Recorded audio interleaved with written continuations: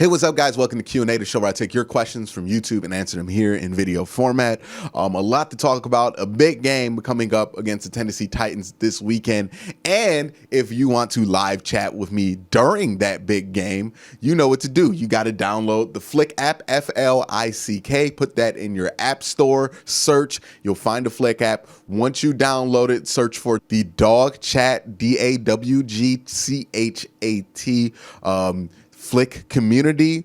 Once you do that, you'll be entered into the chat room and be able to live chat the game with me and other Browns fans. Flick is like a 24/7 online community for just your favorite team and whatever communities you want to join. So if you're interested in that, download the Flick app and join the Dog Chat Flick community. A lot of fun goes down there. And again, it's a big game. Social distancing is what it is. So if you want to make sure you can have that experience with a bunch of other Browns fans, download the Flick app so you don't miss out on that kind of fun. Again, it is a big game. So let me get into you guys' questions. And I'm going to start with C. Zachary Chad, who says, is there any chance on God's green earth that the Browns defense can keep Derrick Henry out the end zone?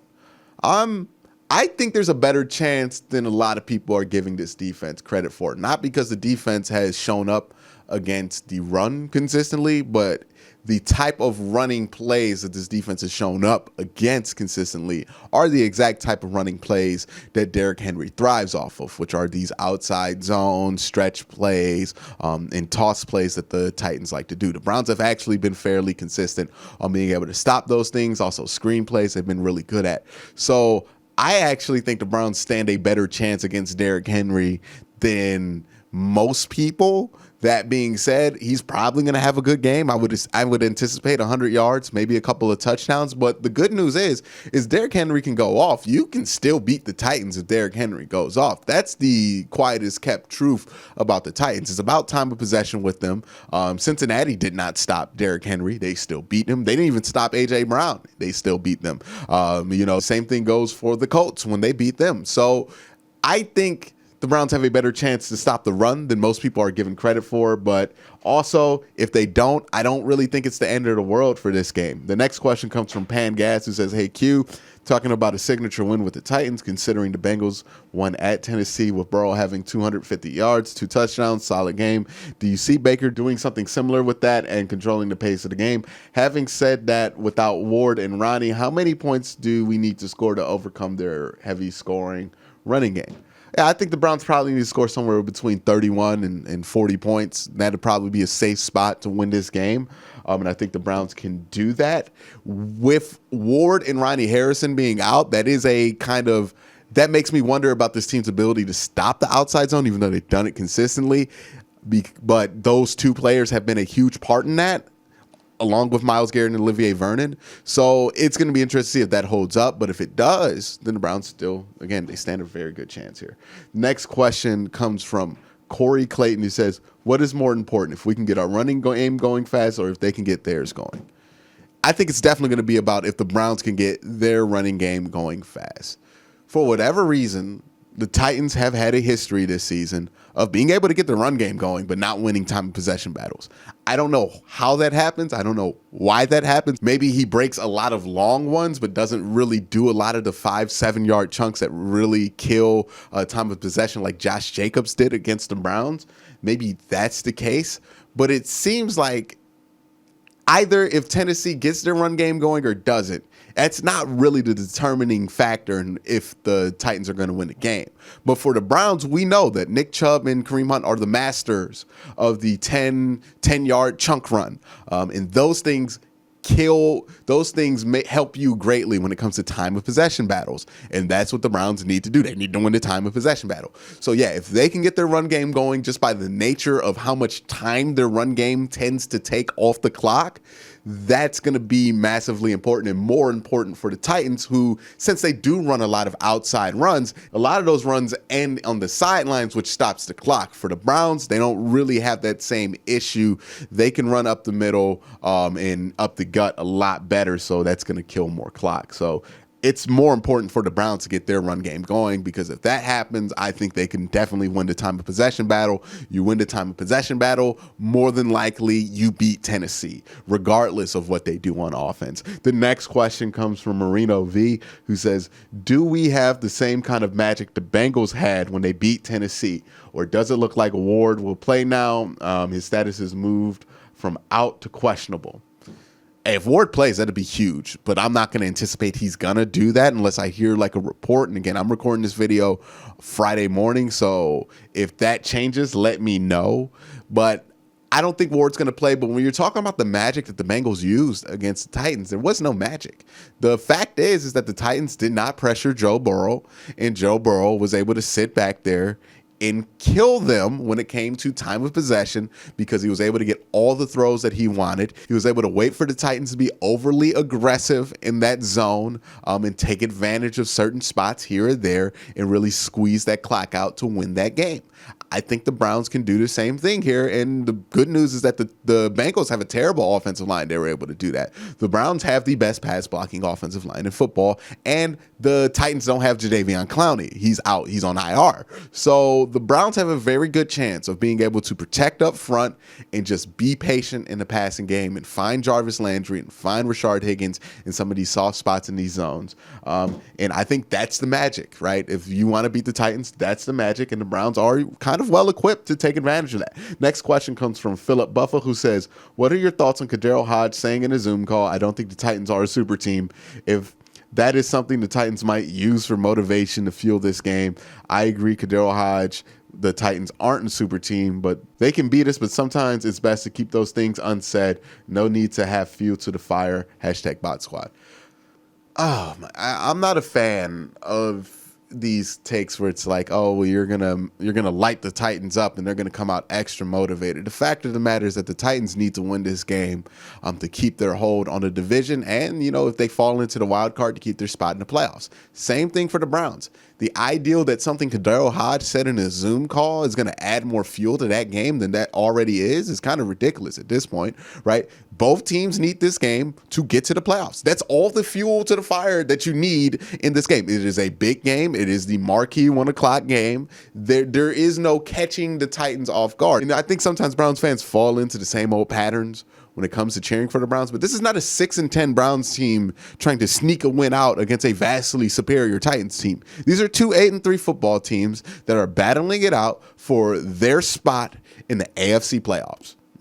It doesn't matter what Kadero Hodge says. I mean, how many times have people disrespected the Cleveland Browns before they played them in recent years, and that has done nothing? I mean, Antonio Brown hit a front flip in the middle of a game, and it did nothing to make the Browns, get extra motivated and beat the Steelers. So I just don't get why people get so hung up on things like this when it's never really true. Yeah, Kadero Hodge might have said the truth in a Zoom call that the Titans aren't a super team. They definitely aren't. And I don't know how they could consider themselves a super team. I don't even think the Titans consider themselves a super team. So, yeah, he said that, and I agree with him. And also, I don't think it's bad that he said that. It's not going to add more fuel to the fire. It's not like the Titans were trying to overlook this game or had any reason to overlook this game. They need this game just as much as the Browns do, if not more, honestly, than the Browns do. This next question comes from Bailey Cundiff, who says, which game would you rather win and is more of a must-win, Titans or Ravens? I think a lot of people would rather beat the Ravens. I think it would mean more to beat the Ravens and not get swept by the Ravens after not being swept by them for the last 2 years. Also, that game's going to be on Monday Night Football, so more national attention, more national praise if the Browns can win that game, even though I feel like they would renege it because they'll be like, oh, well, it's weird because the Ravens have been in such a weird spot. But for the Browns, I actually think this game against the Titans is more of a must-win. I think both of these games, you just got to win one of them. But the Titans game is more of a must-win, and I kind of want that one more because they were so disrespectful when they beat the Browns in Week 1, and I was at that game. And I would love for them to return to favor in Nissan Stadium. Also, the Titans are a team that can potentially have more potential to be in the mix with the Browns in the wild card spot. The Ravens are kind of in a holding pattern now. If they beat the Browns on Monday night and they beat the Cowboys on Tuesday night, they're right back in the hunt. They're right back in the thick of things. But for right now, the Titans are much closer to kind of being in the Browns' way than the Ravens are, but that can all change within a matter of a couple of weeks. But that's how that lays out right there. The next question comes from Court Day, who says, do you think the Browns need to take a 2-possession lead early in this game to have a chance? Make the Titans pass the ball, make Derrick Henry a non-factor. This is not the Baltimore Ravens from last year, right? When you play the Titans, where if you get up on the Titans, they're not going to be able to come back. They're the exact opposite. This Titans team almost plays better when they have to come back. This is the best comeback football team in the NFL. They have the most fourth quarter comebacks in the NFL. They are very good at passing the ball. They are very good at getting the ball to A.J. Brown, to Corey Davis. So this idea that if the Browns go at 14, they're just going to be able to silence the Titans because Derrick Henry's not going to be able to run the ball a ton, that is not a great ideal, because the Titans are very dangerous still if you have a 14-point lead, if not a little bit more dangerous. They just tend to play their best football when they're down. So if the Browns do take a lead, do not get cocky, do not get confident, because all that means is that the Titans are going to start passing more, and they can do that very well. It's just, can the Browns win that time of possession battle? And again, Derrick Henry could have 200 yards.